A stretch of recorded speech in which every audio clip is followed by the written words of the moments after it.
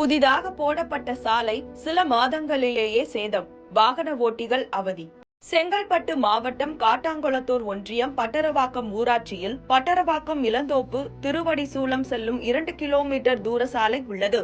இந்த சாலையை பட்டரவாக்கம், தேனூர், கோவிலந்தாங்கல், குன்னவாக்கம் உள்ளிட்ட சுற்றியுள்ள 10க்கும் மேற்பட்ட கிராம மக்கள் பயன்படுத்தி வருகின்றனர்.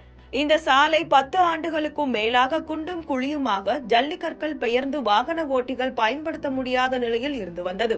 மேலும் வனப்பகுதியை ஒட்டி சாலை செல்வதால் வனத்துறை அனுமதி பெறுவதில் சிக்கல் இருந்தது. பொதுமக்கள் மற்றும் ஊராட்சி பிரதிநிதிகளின் தொடர் கோரிக்கைகளை ஏற்று இந்த சாலை முதல்வரின் சாலைகள் மேம்பாட்டு திட்டம் 2022-2023 கீழ் 77.18 லட்சம் ரூபாய் மதிப்பீட்டில் கடந்த சில மாதங்களுக்கு முன் புதிதாக சாலை அமைக்கப்பட்டது. இந்த சாலை பயன்பாட்டிற்கு வந்து சில மாதங்களே ஆன நிலையில் சாலையில் பல்வேறு இடங்களில் தார் பெயர்ந்து குண்டும் குழியுமாக பள்ளம் ஏற்பட்டு பழுதடைந்துள்ளது.